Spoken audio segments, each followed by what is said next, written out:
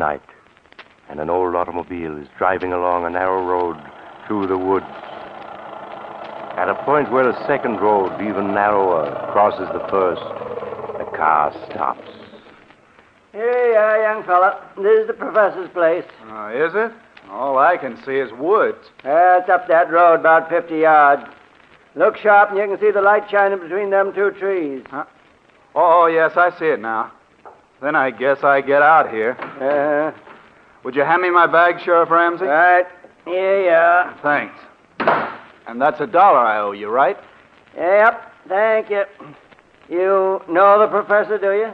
Yes. I was Professor Clark's laboratory assistant back in college 10 years ago. Oh. Why? I was thinking maybe you could drop a hint to him. A hint? What kind of a hint? Well, that there's been some talk in town of running him and that man of his, that Barton fella, out of the county. Running Professor Clark? Oh, you're not serious. Yep. Of course, it's just talk. So far. But what has anybody got against Professor Clark? There isn't a milder man in the world. Well, maybe so, but folks has got wind of what happened at the state penitentiary over in Hillvale last year. Sheriff, you're talking in riddles. What did happen? The professor went over there when they hanged Richard, that hold-up killer. Uh-huh. And the warden gave the professor the murderer's brain. That's what happened. Well, what of it? Professor Clark is a great authority on nerve and brain tissues. Maybe he wanted it for research purposes. I'm not saying he didn't. I'm just telling you how folks are talking. They think he's keeping that brain in a big glass jar and making it grow. Oh, that's perfectly ridiculous. Well, they don't think so. They got the notion that brain is as big as a bull calf by now, and they're afraid someday it'll escape. Sheriff, for a minute I was taking you seriously. A brain as big as a calf? Oh, I'm not saying I ever believed it, but it'd be a good idea if the professor'd give folks the notion of what he's really doing in that laboratory of his, with that Barton fella to help him. Then maybe the talk would die down. I understand.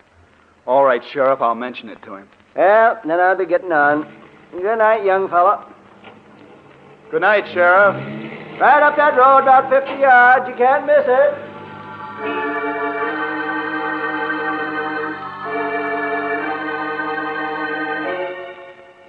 A few moments later, Dr. Richard Dale was knocking on the door of an old stone house almost hidden among the trees. A frail, white-haired old man answered the door, an old man who could hardly speak in his joy as he gripped Richard Dale's hand. He led the way down a long hall to a great room where strange equipment took up almost every inch of space. Retorts and electric furnaces, generators, batteries, and great glass vats.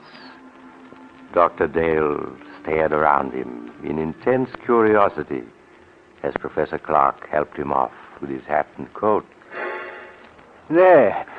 Now, sit down, Dick, my boy. Sit down and let me get a good look at you. So, you got my letter? Oh, yes, of course you did, or you wouldn't be here. Thanks, Professor. Yes, I got your letter, and it made me so curious I took the first train. You promised me a surprise. Well, is this it, this amazing laboratory? No, my boy. I'll come to that in a moment after you've met Barton, my assistant. Barton? I don't seem to know the name. Should I? No, he's not famous yet. But he will be. He's been with me only a few months, but I couldn't get along without him. He certainly sounds interesting. You'll like him, I'm sure you will. Barton. Yes, Professor? Dr. Dale has arrived. I want you to meet him. Why, of course. How do you do, Dr. Dale? We've both of us been looking forward to your visit. How do you do? Yes, the professor's letter made me so curious I couldn't stay away. I'm still wondering what the great surprise is he promised me. You'll see, Dick, in just a minute. My curiosity's at fever pitch. Well, it's time to satisfy it. Barton, is Alpha making some coffee? Yes, he started it when we heard the car. Alpha? Who is he? Our general man of all work. Truly amazing fellow. Here he comes now.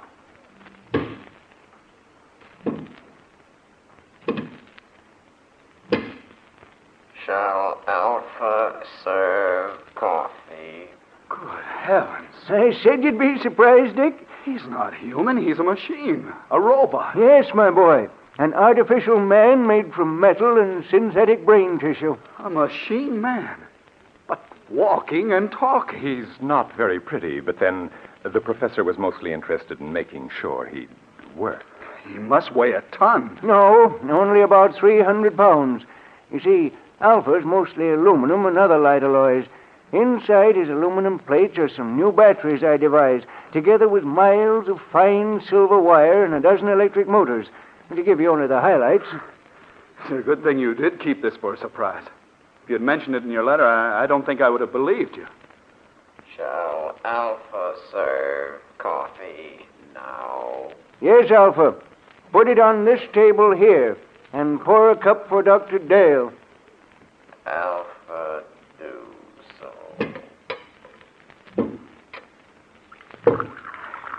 Still can't make myself believe it.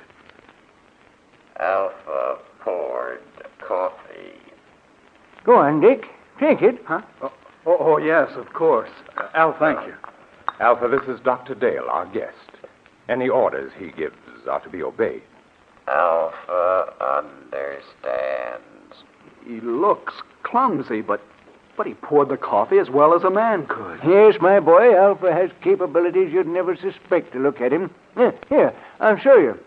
Alpha, Alpha hears. the fireplace needs more wood. Put on that big log there. Alpha do it.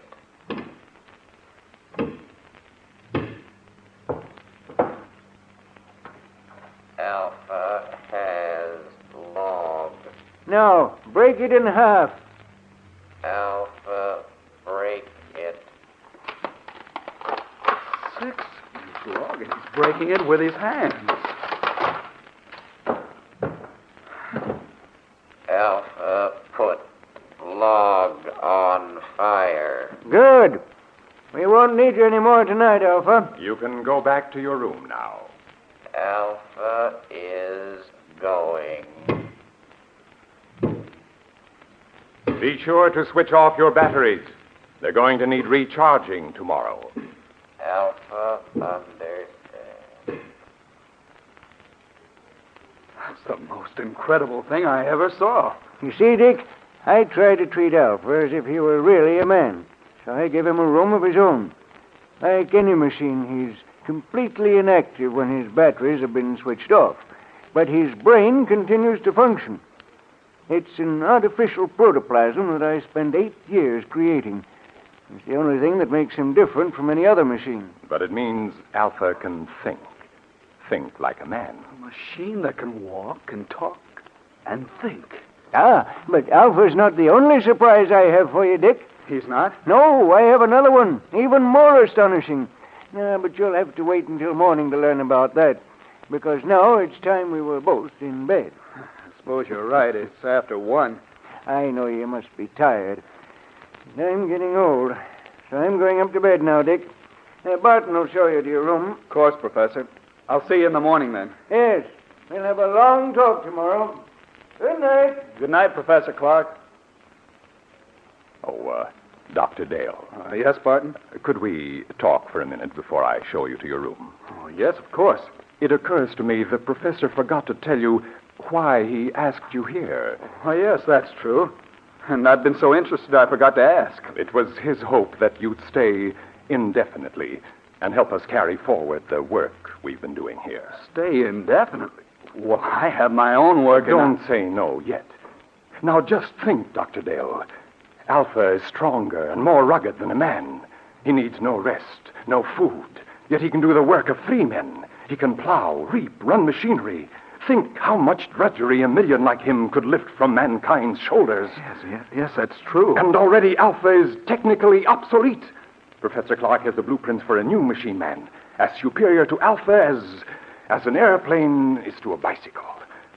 We want you to help us build them. Well, I'm certainly tempted. Perhaps I could arrange. Ah, excellent. And now there's only one more thing I want to tell you. Yes? What is it? It's about Alpha.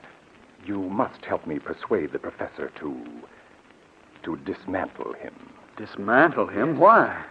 He has become dangerous. I don't understand. Because he was the first successful machine man that the professor built. He is imperfect in many ways. He's not completely reliable.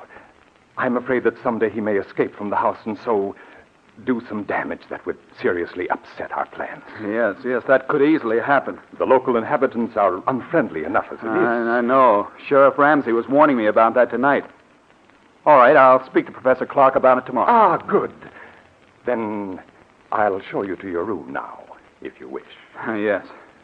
I am sleepy. If you'll just come this way.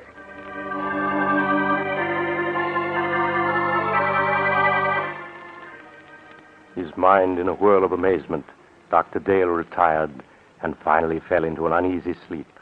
How long he had slept, he did not know, when abruptly he woke with a scream ringing in his ears. Help! Dick! Help!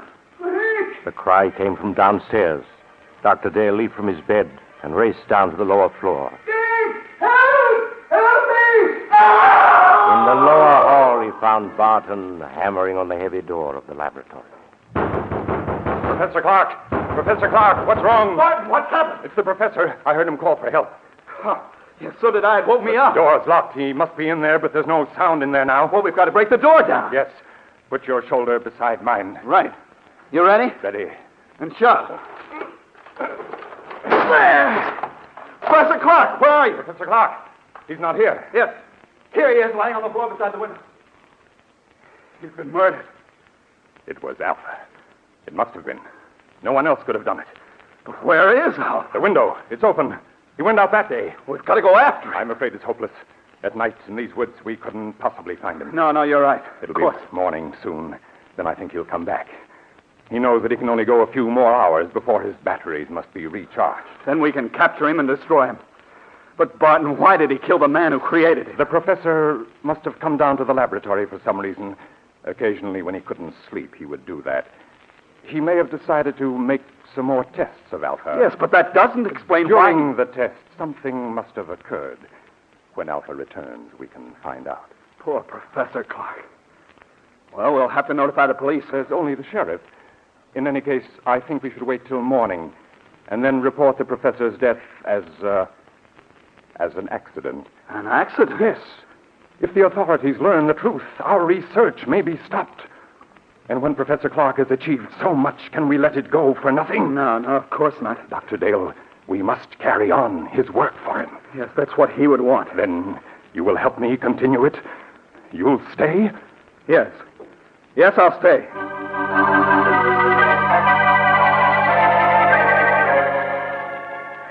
Greatly upset by the tragedy, Dr. Dale returned to bed and at last fell into an uneasy sleep, haunted by dreams of Alpha, the metal monster Professor Clark had created. When he awoke, the sun was shining, and he could hear Barton moving about downstairs.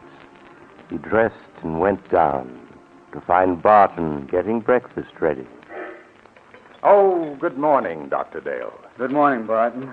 Any sign of Alpha? Not yet. Well, we ought to start a search for him. But first, I think you ought to eat breakfast. Everything's ready. Oh, all right. Some coffee anyway. Yes. Sit here.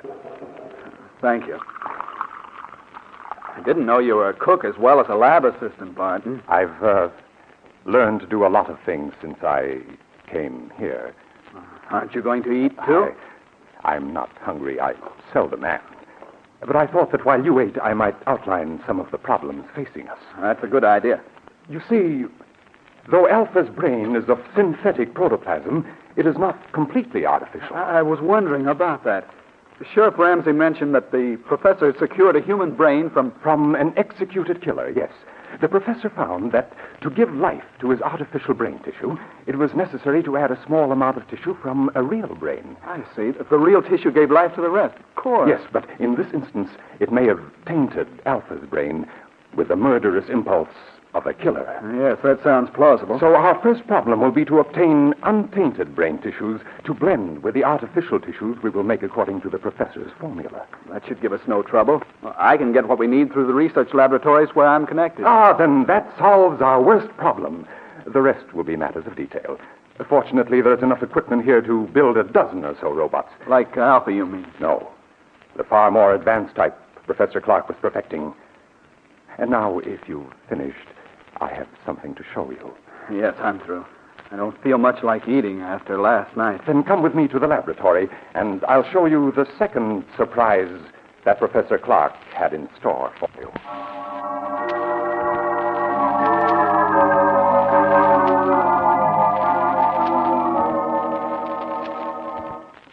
Here we are. Now, what I'm going to show you is in this box. Another robot? Yes.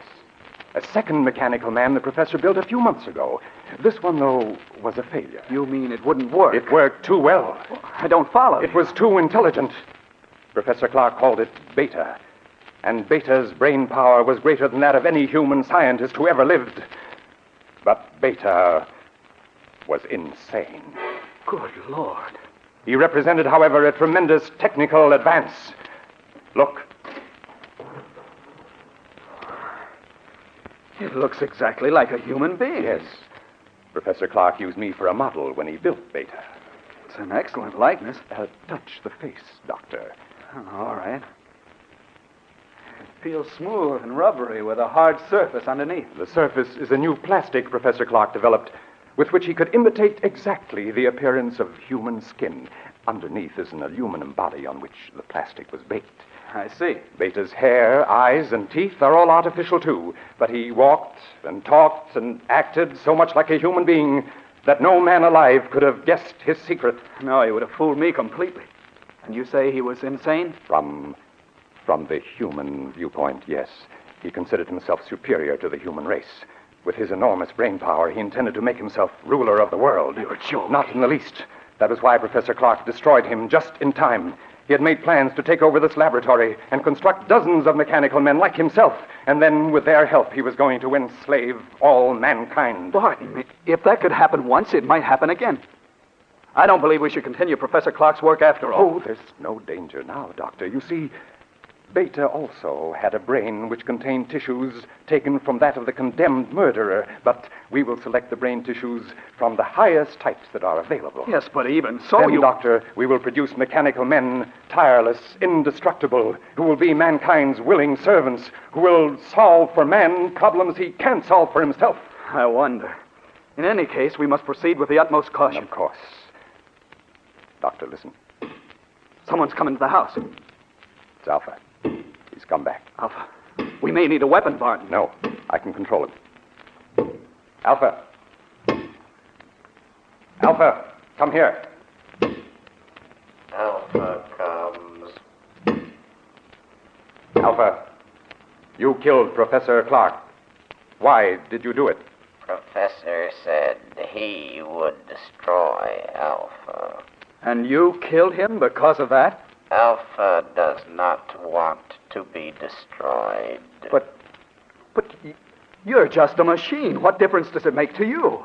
Alpha is machine that lives. Alpha is stronger than you. Alpha is better than you. Alpha, be quiet. We must destroy Alpha at once. You are right, Doctor. Do you hear, Alpha? You are to be punished. Alpha here. But first, we want to know where you've been. Did anyone see you? Men saw Alpha. Men saw you? What do you mean? 2 men driving automobiles saw him. And what did they do? They tried to hit Alpha with automobile. And then what happened? Alpha stopped automobile. Alpha killed 1 man. Killed him? Other man ran off in woods. Alpha could not find him. Alpha came back. We can't keep this a secret. No matter what happens, we must notify the authorities at once. No, wait, let me think. We can't... The bell, there's someone at the door. I'll see who it is. You stay here. But what about Alpha? I'll switch off his batteries, then he can't move. There. Now I'll see who's at the door.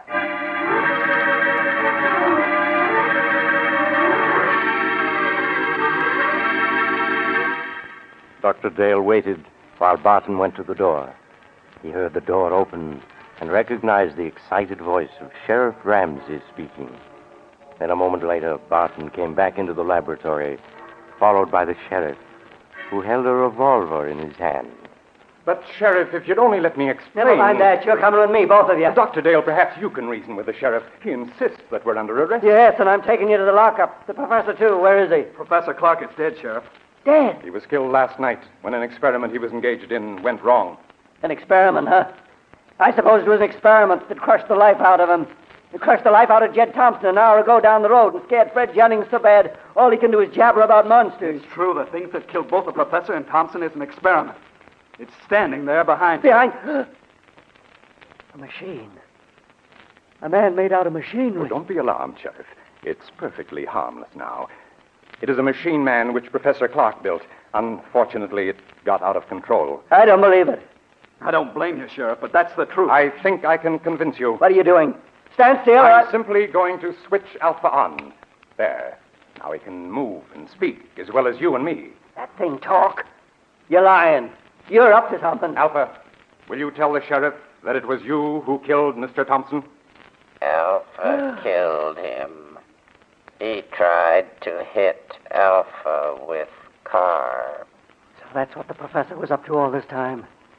Building that thing. Now, Sheriff, surely you realize that we are not murderers. Maybe not, but you'll come to jail just the same. You're partly responsible anyhow. But, Sheriff... Anyway, it's for your own protection. There's a mob on its way out here from town. They're going to burn this place down. What? I got to put you in jail for your own safety. They're ready to lynch you right now. Burn the place down. That's what I said. So turn that machine thing off and come along. We ain't got much time. No. All this equipment, machinery, the professor's notes, they must not be destroyed. We must stop them. Yes, Sheriff, the loss to science... Never mind science. You got your own skins to worry about. That mob means business. Let's get started. I'm afraid we can't do that, Sheriff. You can't. I got a six-shooter here that says different. We have no choice, partner. Oh, yes, we have.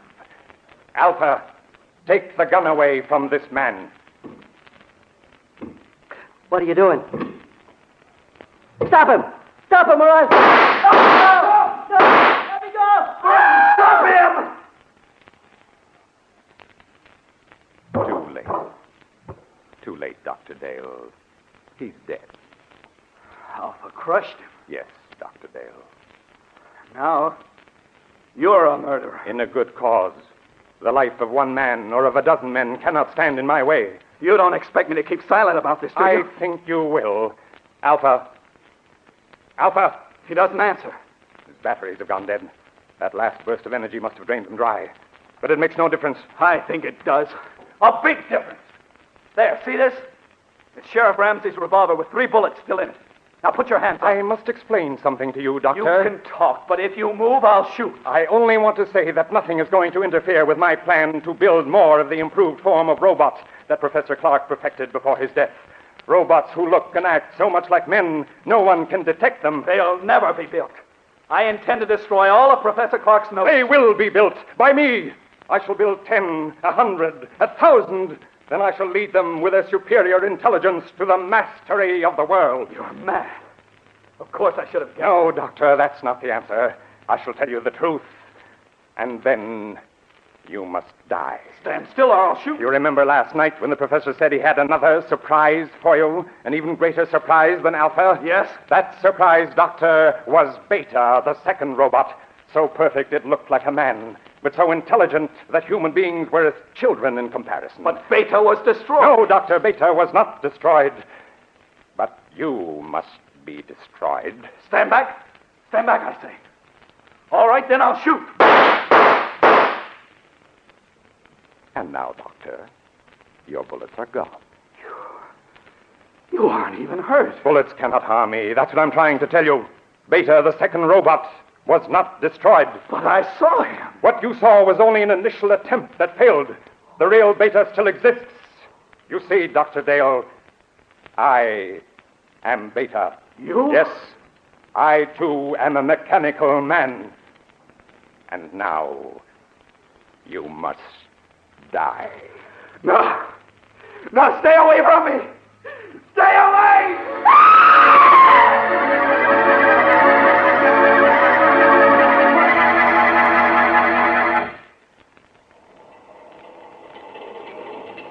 This is the mysterious traveler again.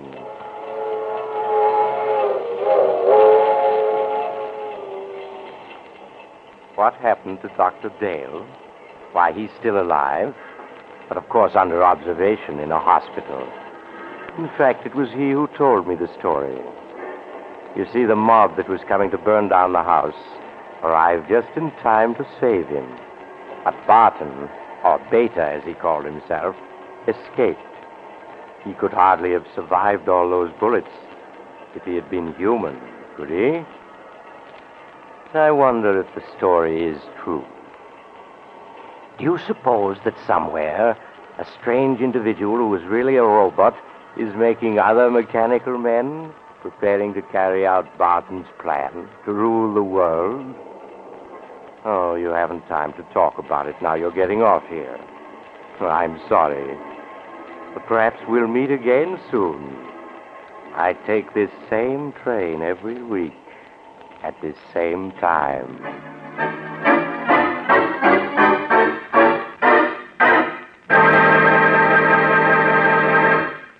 You've just heard Chapter 19 of The Mysterious Traveler, a series of dramas of the strange and terrifying. In tonight's story, Beware of Tomorrow, Will Hare played Dr. Dale, and Don Randolph played Barton. Also featured were Maurice Tarplin and Philip Clark. The Mysterious Traveler, written by Bob Arthur and David Cogan, is directed by Jock McGregor. Original music was played by Doc Whipple.